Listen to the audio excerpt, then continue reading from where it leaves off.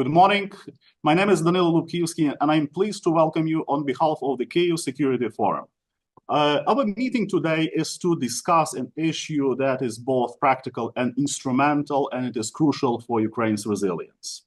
Last year, the Financial Times published the so-called Russia's Frozen Assets letter, which was initiated by the Kyiv Security Forum with our partners and co-sponsored by many distinguished signatories. We appealed to the Group of Seven and the European Union leaders to approve the long-awaited decision to allow Ukraine to use Russian sovereign assets and direct them to compensate for the damages and losses caused and inflicted upon Ukraine and Ukrainians. The letter called on the world leaders to take several important steps. It was considered necessary to form an open register of frozen assets to disclose terms and conditions of their utilization. It demanded that until the final decision to transfer is made, the revenues should be redirected to Ukraine and Ukrainians. According to the World Bank estimates, the cost of recovery in Ukraine had already reached 500 billion United States dollars. This number continues to grow day by day. As of today, the total volume of frozen sovereign Russian assets amounts to approximately 300 billion euro, including some 200 billion euro in the European Union. The Russian assets fail to compensate the whole quantum of losses of Ukraine, but they will be a significant contribution to the cost of saving and rebuilding Ukraine. Since then, many declarations have been made and a few important steps have been taken. On the 24th of April, the United States President Joe Biden signed the Rebuilding Economic Prosperity and Opportunity for Ukrainians Act, REPO Act, adopted by the United States Congress. It allows the United States to transfer Russia assets to Ukraine. The European Council at the level of the ambassadors has in principle agreed to seize windfall profits from Russian assets to finance arms supplies to Kyiv. The interest is worth up to 3 billion euro per year. However, on Tuesday, the EU finance ministers did not manage to say their final yes. They simply took note of the progress. There has been progress, let's admit it, but it seems quite moderate, doesn't it? The Kyiv Security Forum will be discussing this issue and other strategic topics today, and I'm pleased to introduce our distinguished speakers. I'm happy that Viola from Cramon-Taubadel, our good friend, is with us. Thank you very much, Viola, for joining this conversation. Viola is a member of the European Parliament from Germany, and she's a member of the group of the Greens European Free Alliance. I'm happy that Natalie Jaresko is with us. Thank you, Natalie, for joining this conversation. Natalie is the member of the Kyiv Security Forum Security Council and former finance minister of Ukraine. I'm happy to see Philip Zelikow, who is a strong partner and true friend of Ukraine, senior fellow at Hoover Institution at Stanford University and former counsel of the United States State Department. I'm happy that Stephen Rademaker, former United States Assistant Secretary of State, is with us. I thank you, Stephen, for joining this conversation. And I'm glad to introduce Arseniy Yatsenyuk, the chairman of the Kyiv Security Forum and former Prime Minister of Ukraine.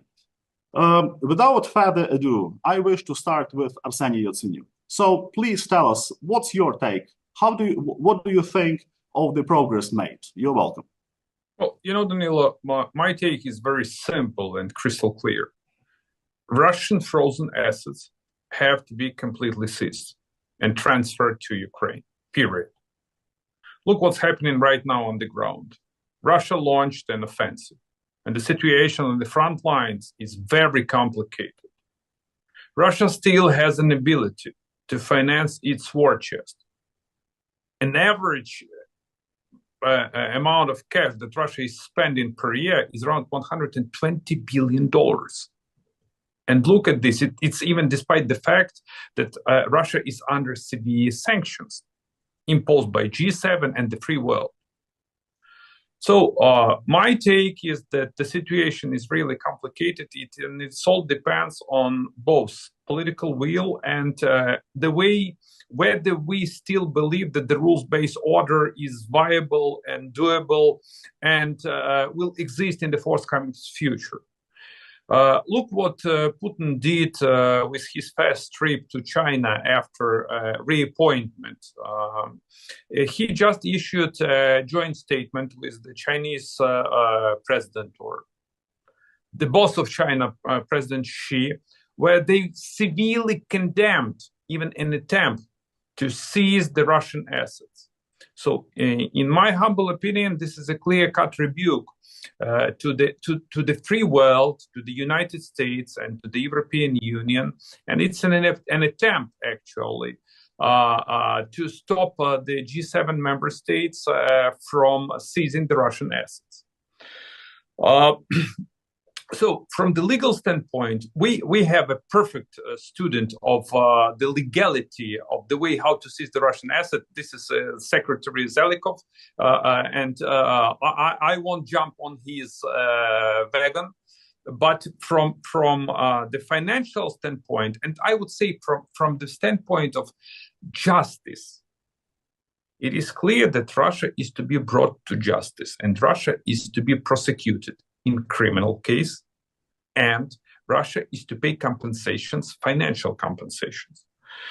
So, to wrap it up, there is a legal basis to seize these Russian assets, as Russia committed an act of aggression. And it is to overlap and to correlate with the legal prosecution of the Russian Federation. And all these threats or fears that in case if the G7 or the free world legitimately decides to seize the Russian assets, this could dethrone the dollar or this could dethrone the euro, it doesn't deserve any attention. I know what could dethrone the dollar and the euro: the collapse of the democracy in Ukraine and the collapse of the Ukrainian state, and the collapse of the leadership positions of the United States and of the European Union. So my take is that the quicker the better. The G7 is to decide how and in what way to seize already frozen Russian assets. Because Ukraine has to win, and this war is for the long haul. This is the war of attrition. And Putin showed no intention to any kind of strange negotiations that some folks are talking. His only intention is to take over Ukraine and to undermine the global order and the free world, including euro and dollar. So we have to win, not Putin. Well said, Mr. Prime Minister. I thank you very much for this strong message, I believe. I hope that our partners from abroad will listen to the substance of this message, to this demand which comes from Ukraine, that this issue should be settled. Philip, my next question goes to you. What's your take? How do you assess the progress made, and what kind of decision in practical terms on Russia's assets do you expect from the upcoming G7 summit in June? This is very important for Ukraine, since we all look forward to that summit. We would like to see some practical results. We have a lineup of summits, G7 summit, then NATO summit. So we would like to have those summits as summits of success in practical sense. You're welcome. Right. The situation is unclear because the battle is being waged right now about what will happen at the G7 summit next month. And so the 3 points I want to draw out for your audience. One, the issue is not abstract and moral, though it is moral. That is, there is a sense of, well, Ukraine has been badly damaged. It's appropriate at some point for Ukraine to get this money. I want to stress that the issue is urgent from the point of view of imminent budget gaps and imminent financial needs. The Ukraine's survival in this war depends on guns and money. Everyone has been talking a lot about getting the guns. Hardly anyone has been talking about getting the money. The money is as important as the guns. And in the case of the guns, we had some obstinate members of Congress in our country, but now we're moving on that. In the case of the money, though, the problem is not some congressmen in America. In the case of the money, the problem is a handful of fretful European leaders who have not yet decided what to do. And the battle is being waged now. So first point, it's an urgent fight, not just an abstract moral fight. It's a policy issue. Two, the move the Europeans announced last week at the level of ambassadors was presented as a major step forward. In fact, it was the worst of all the possible options that were actually on the table. The Europeans have taken a legal view that the earnings on reinvested Russian assets actually don't belong to anyone but a European bank called Euroclear. So the minimum option they had was to let Euroclear, this bank, simply keep all that money in the billions or do something with it. Since they didn't have an option of just saying Euroclear should keep the money, what they did then is say the money that Euroclear is earning, that Euroclear supposedly owns, well, we'll at least take that and use it not to give to Ukraine. We'll use it to offset European defense spending burdens. So if you kind of thought about the menu of possibilities as to how they could use the money that they had to use somehow, that was the worst of all the possible options. And then they present that to the world last week in all the newspapers as progress to help, when in fact it was the worst possible choice. It leaves alone all the other securities depositories that are holding Russian money and is actually a complete dead end. And the amounts of money involved, none of which actually would go to Ukraine in the European plan, are themselves completely insufficient. Meanwhile, the Americans are trying to come up with a proposal that would respect the French and German red lines, but at least front a lot of money to Ukraine right away this year to meet the urgent needs of 2024 and 2025, and then front that money on the European promise that all of these earnings would be used to repay that extension of money, over coming years. The Europeans right now will not even commit to do that. They will not even commit to repay the Americans if they front the money using the interest from the reinvested Russian earnings. They won't even commit to that proposal right now. But all these battles are currently in play.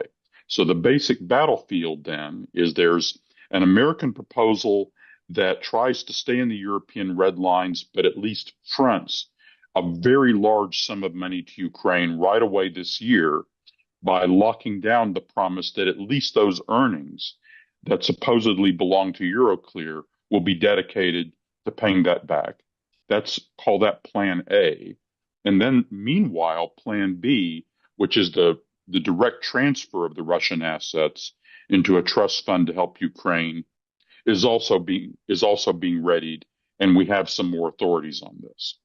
So that battle then of at least trying to get acceptance of either the emergency Plan A or the medium-term Plan B, the full transfer that Arseniy rightly called for, that battle is currently underway to see if we can make any headway at all by June to get a work program done before the American elections. So the final point I want to argue to your viewers is this issue is currently in play and is unsettled. They are battling about it right now. The current European position is actually pretty hard to sustain. One of the reasons that position is hard to sustain, and Steve may get into this a little bit, is because the Europeans claim that all this money is in Europe and that therefore they can just tax it. In fact, a large portion of the money supposedly in Europe is not actually being managed in Europe. It's being managed in the United States, in Britain, and in Canada by correspondent banks in which the Russian ownership of the cash is being hidden because it's all being commingled in Euroclear's cash management accounts inside the United States, Canada, and Britain. I think that the currently passed American legislation and some other things we can do have the potential to clarify that situation and make it clear that actually the supposedly European money is in fact substantially being held in North America and in Britain. And North America and Britain can make decisions about what to do with the money that's being managed in their jurisdictions. And then that may put a little more pressure on the Europeans. Folks should understand that the public story of why Europe doesn't move, the public French and German stories are not the real stories. I have direct information about this at the ministerial level. What's really going on behind the scenes is Russia and China and the Arabs are blackmailing the German, French, and Japanese governments by threatening to confiscate and liquidate private company interests, and by threatening not to buy French sovereign bonds on the open market. So it's not a general threat to the euro. These are quite specific national blackmail threats being focused on Japanese LNG, on German companies, on French sovereign bonds. So then my answer to that, and of course this is all invisible to the public, is that we should address those pain points in Germany, in France, in Japan. And there are a variety of ways in which we can help those countries manage these blackmail threats and move forward to do what I think they increasingly know they need to do. This is extremely interesting. I thank you very much for these remarkable remarks, and this is what is very important for the Ukrainian audience and for the international audience to hear about those invisible games that are being played behind the scene. I think that maybe Arseniy would like to reflect upon this. Because I saw your reaction, if you would like to say something, you're welcome. Well, Philip, you're absolutely correct that something is going on behind the scenes, and the way you described it deserves the credit and full trust. So it's all about blackmail, and it all depends on the way how we respond. If Russians and China manage to blackmail an entire free world, so what the hell is going on this earth? So do we have tools and leverage to respond? Yes, we do. And it's all about the political will, because we are acting within the legality. Thank you, Stephen. I would like to invite you to share with our audience your opinion, your take on the ongoing processes, and there is a very concrete question that I also would like to raise. What will you recommend the Ukrainian authorities how Ukraine can help our Western partners take necessary decisions? You're welcome. So thank you. First, I want to commend everyone on this call for the work they've done to bring us to the point we're at. This is a critically important issue, and we're here and today able to report great progress has been made in Washington on this issue. Congress has passed a law authorizing the United States government to confiscate sovereign Russian assets that are under the jurisdiction of the United States. This was a long-term effort. It took us years here in Washington to work on this and bring it to successful conclusion. It was a controversial idea when we started. There were a lot of reservations. We had to answer questions about international law, about the global financial system. We answered those questions in Washington and formed a consensus here in favor of moving in this direction. And so the enactment of the repo law is a very significant development, but it's really just a start because it doesn't actually confiscate the assets. It authorizes the president of the United States to do that. And the Biden administration has been clear that they don't intend to exercise that authority on their own. They want to use that authority, but they want to do it in concert with other countries, with allies of the United States. And That's not necessarily a bad position because I think, as we all know, most of the money is not in the United States. So, to fully assist Ukraine, we need the rest of the world to move in concert with the United States. But I agree with the comments that have been made that it is urgent that we form that international consensus and then have the collective global action to confiscate the assets and provide them to Ukraine. And it's urgent both because of Ukraine's needs, but also because I think we need to anticipate that this war will end one day and there will be a negotiation as part of the end of the war. I don't think the war ends with Russia surrendering to Ukraine. So there will be a negotiation about the terms on which the war ends.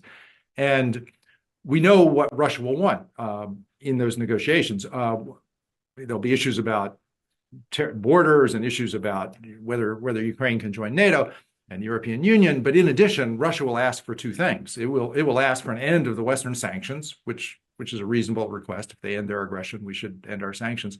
But also, they are going to ask for their money back.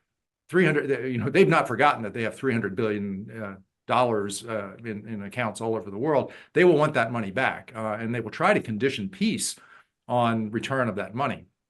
The strongest answer we can provide in that situation will be, it's too late. The money's gone. If the money is still sitting there as it is today, it may be very hard to resist pressure from Russia to simply return the money. So I think for that reason alone, it's urgent that we proceed to exercise the authority of the Repo Act and have our allies take parallel action to confiscate the money and provide it to Ukraine.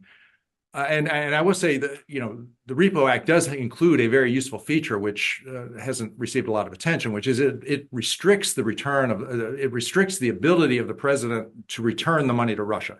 It contains language that the president is allowed to return that money to Russia only if some other arrangement has been put in place for Ukraine to receive compensation from Russia. So it tries to rule out as a legal matter saying yes to Russia in a negotiation that, well, as a price of peace, we'll give you your money back. And it contains legal restrictions. And then also the U.S. Congress would have to vote on whether to allow that to happen. So that's another additional restraint that the Repo Act included. And I think it's a very important feature of the law that will benefit Ukraine. I did want to make one additional point, which is I do think it's important to talk about the purpose to which the money should be spent, or the purpose to which the money should be put. I know that Ukraine has urgent needs, and it's tempting to use the money to buy weapons, to support the Ukrainian budget. I think it's important to resist that temptation, though, for several reasons. First, the basis under international law for confiscating the money is much stronger if we are using the money to satisfy Russia's debts to Ukraine than if we're using the money for some other purpose. I won't go into all the reasons why, but it becomes much harder to explain the legal basis for confiscating the money as an action in response to Russia's violations of international law if we're not using the money to extinguish Russian liabilities. Also, the countermeasures doctrine, which is the legal doctrine that provides the basis under international law, is to be used only to induce compliance with international legal obligations, and Russia has the legal obligation to compensate Ukraine. So it's a clear case of satisfying that prerequisite to use of the countermeasures doctrine. If the money's used for other purposes, it becomes harder to explain why this is a lawful measure.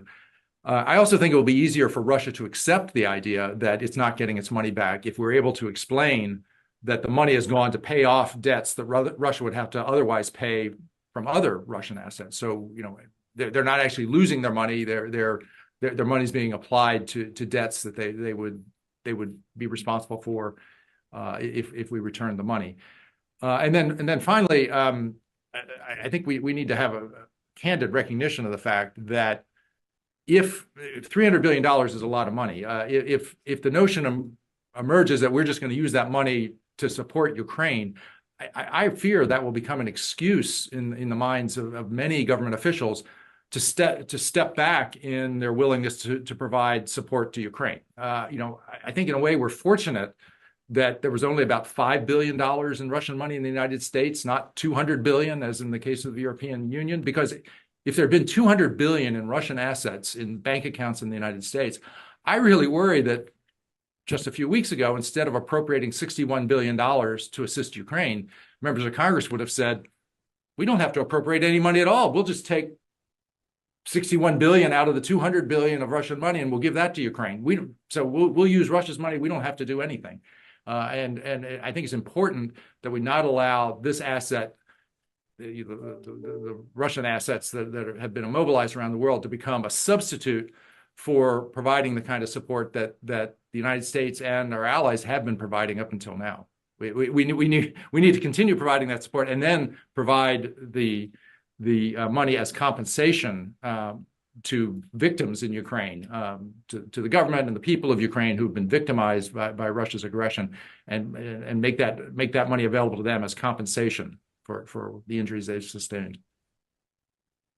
Stephen, thank you very much for your response, and I would like to thank you and to thank Philip for all your efforts that are aimed at settling this important issue, which is of vital nature and vital importance for Ukraine. Ukraine definitely needs the resources, and the latest uncertainty which happened in the United States Congress in this sense caused a lot of troubles and difficulties that we experience on the front. And for this reason, Ukraine certainly needs to have the issue of the resources settled, since this is war in which Ukraine should prevail together with all our Western allies and partners. And here I would like to invite Natalie Jaresko to give us this general big picture, if I may ask you. Your assessment of how strong you feel is the commitment of our international partners in terms of supporting Ukraine. What's your take? How do you see this? Thank you very much, Danila. I have to be frank with you. I think the commitment is very strong. I think in Europe, the commitment has grown even greater month after month. But the reality is that politics is complex. And that's what we saw over the last 6 months in the United States. Despite having bipartisan support, it was delayed by 6 months, and that 6 months is the difference between life and death in many cases in Ukraine.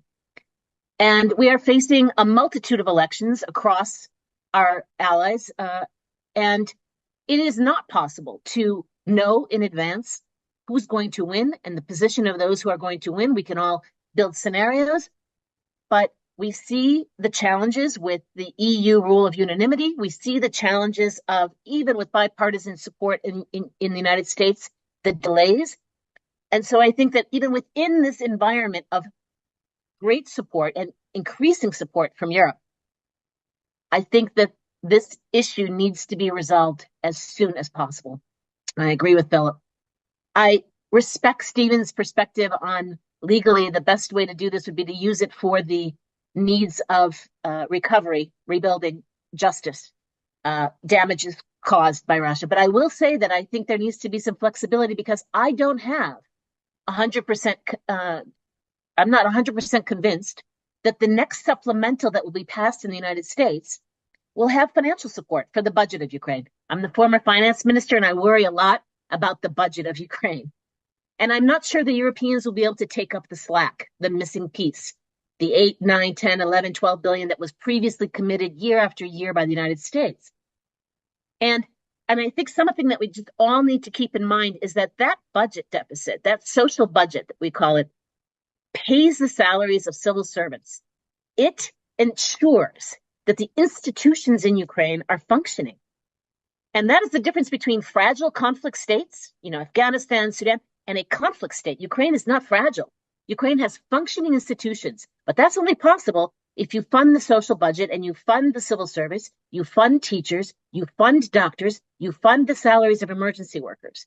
And so from the perspective of what's needed today, and we know it's air defense, air defense, air defense, and then weapons, weapons, weapons, I have to be frank with you that the budget is increasingly important. It's important for maintaining the state functionality. It's important to deliver the services that keep people home in Ukraine. It's important to convince others to come home to Ukraine.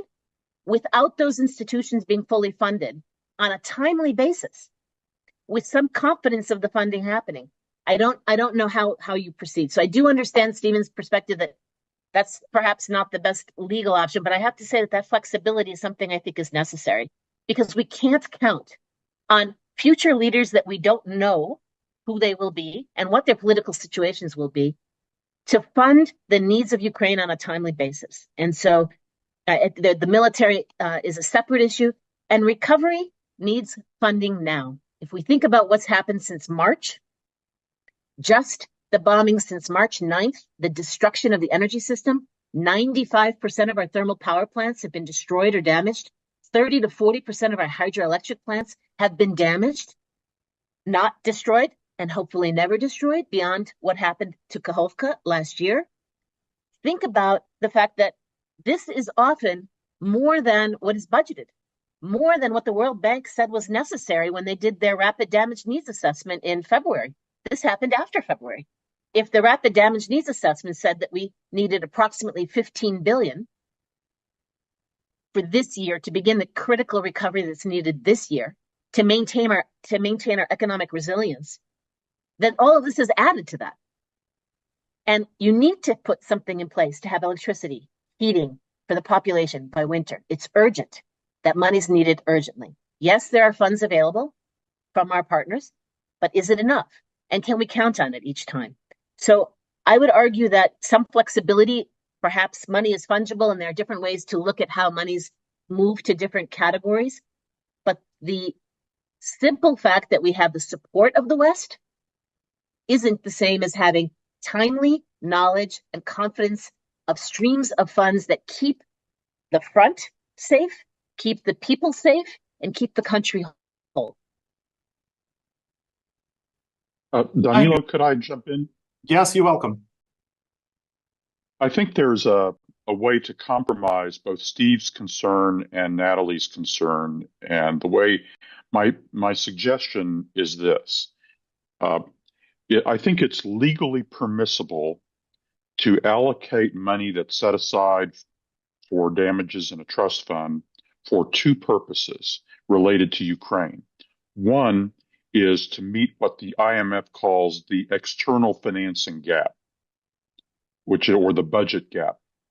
You see, Ukraine is having to sustain a war budget. The war budget has been imposed on Ukraine by Russia's aggression. So it's an extraordinarily large budget that then creates a gap of what Ukraine can normally fund from its normally available revenue that's caused by the war. So the budget gap is part of the damages caused by Russia's aggression. Then, in addition, there's recovery and reconstruction investments that Natalie alluded to. So I think both of those things, that is, helping to close the budget gap and thus maintain the IMF program, can be seen as compensating Ukraine for Russia's aggression. Investments in reconstruction are also compensating Ukraine for Russia's aggression. I agree with Steve that money that simply is put in a bucket labeled military assistance is probably the least good way to try to allocate support for Ukraine. It's the most vulnerable to legal challenge. So I think Steve has a point. And so in order to address Steve's concern, like, don't channel the money in a way that is just clearly legally awkward. If you channel the money to help Ukraine close the budget gap and make the necessary recovery investments, I think that can be defended as compensation for Russia's aggression without getting into the bottomless pit and legally awkward labels that Steve was warning about. Mm-hmm. Thank you, Philip. And now I would like to invite Viola. Viola, by the way, just continuing this conversation, let me quote German Chancellor Scholz, who said that around 90% he thinks of revenues from frozen Russian assets should be spent on arms supplies for Ukraine. And here we have those skeptics, and we have the messages from Russia and China, blackmails, and so on. So share, please, your take. What's the European perspective? How this issue is seen in Europe, and how the general political landscape before the upcoming European elections looks like, and what's your general assessment of the situation? You're welcome.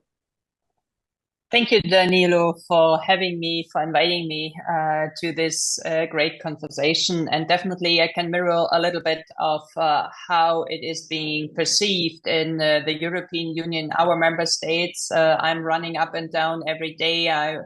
I was just here in front of 700 school children. This morning we had 400 or 500 school children. And my main pledge is get ready to support Ukraine, because that is about our security. And of course, there are a lot of discussions going on, not just amongst youngsters, not just amongst politicians, but amongst the broader society. And many things have been said, which I definitely share. My concern is also if there is this so-called 300 billion euro or dollars, is almost equal, then there is obviously less pressure for the governments to make sure that the state support, the state financial support will stay up. So yes, we have agreed last year, and we have voted on this year, of the 50 billion Ukraine facility, but that is definitely not enough. Yes, we can say, okay, as Madame Ursula von der Leyen last year had said during the London Reconstruction Conference, this 200 something billion is for the reconstruction. And then I can imagine in general there is an overall agreement, or there is a confirmation. But if you see that there are some member states, such as Austria and other neutral states, Ireland, there's less desire to pay for arms and weapons and military equipment. So maybe this is just an excuse, but nevertheless, we have to consider, as Natalia has said, there is unanimity, and it makes us extremely weak if we precondition this, or if we pre-place this already to the defense sector and only for arms selling. So I would say, in general, we need to find a different solution, and especially those obstacles of blackmailing by the Chinese, by the Russians, by others. That has to be overcome in a way which I have no idea how to do this. Of course, it's not just against the Germans. There are other financial players such as Luxembourg and others who seem to be very vulnerable to those blackmailing attempts. And I'm not enough of a legal expert. I'm not deep enough into this council decision to say how much the G7 have tried to compensate or to come up with a solution here. So maybe we can have a discussion here. But in general, I would rather say don't focus only on military delivery and military support when you speak about the 200 or 300 billion euros or dollars. I can follow that argument which was made by Stephen to say, in the end, Russia has to pay anyway. So Russia has to pay. There is a financial obligation because of the war crimes, because of the other threats, because of the destruction. This money needs to be found, and then we can actually already spend it now. I think that is something you cannot counter. But to focus only on the ammunition, even I fully agree. I mean, what's needed now is guns and money, and that is super obvious when you speak to the colleagues and when you speak to the soldiers. I mean, we all know that we are at a very critical point, and but I mean, speaking about ammunition now, and speaking about Taurus, speaking about other long-term or mid-ranges missiles. That does not depend on the money. To be honest, I have heard nothing is a question of money. I think there is sufficient financial means to cover everything which is needed for Ukraine to become more resilient in military terms. That is clearly a lack of political will. And it's good to hear that the Chancellor Scholz tells us 90% of this will go to Ukraine and then weapon supply. But in the end, we need it quick, we need it swift, we need it immediately, and we have to fill up our storages here. And definitely, I see a big lack of announcing and proposing and implementing and realizing. So when you speak to military people in Germany, when you speak to the Bundeswehr, the army, they're not super happy with the pledges and the promises which are given then to Ukraine, because we definitely lack a lot of material in Germany, and we have not managed to fill up our storages or our storages here. So to come back, I think if we can find opportunities to compensate the blackmailing which was mentioned towards the French, the Germans, the Japanese, I guess it would be super helpful if the G7 put this as a priority for the next summit. Second of all, I would not focus to blame Euroclear. I don't think that leads us anywhere. I would rather say the 200 or 300 billion is needed for reconstruction, is needed for running the state, is needed for more civilian expenses than only for military, because that makes the discussion within the European Union much easier.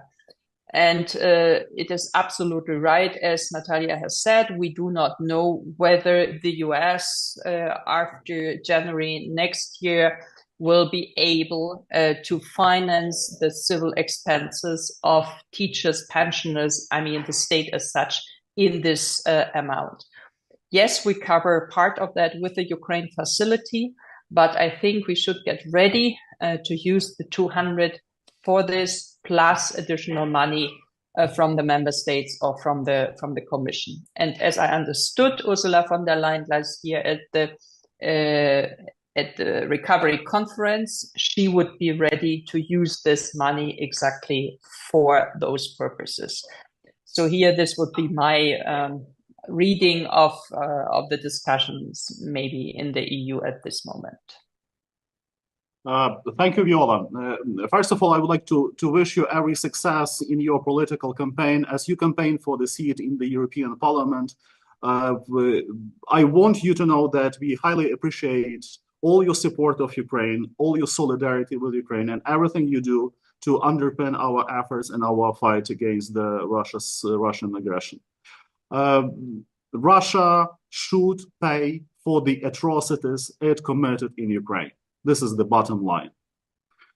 We have to find the resources to make Russia pay, to make Russia punished for what they did and what they actually continue to do right now in Ukraine. And this is the very substance of the message that we would like to send today from the Kyiv Security Forum and from our conversation. The very idea of this conversation is to show that we go forward with our efforts to ensure that there is a real decision in terms of Russia's frozen assets. As the history of Russia's war against Ukraine already shows everyone that every postponed or frozen decision is not a decision. The decision should be taken. And we demand and we call upon all the world leaders and the upcoming G7 summit in June to take necessary decision that will ensure that we prevail and our common victory comes to Ukraine and to all our friends and partners all over the world. I would like to thank you all for your solidarity with Ukraine, for everything you do to help Ukraine, and look forward to seeing you at our next discussions. Thank you again for your time and for being with us.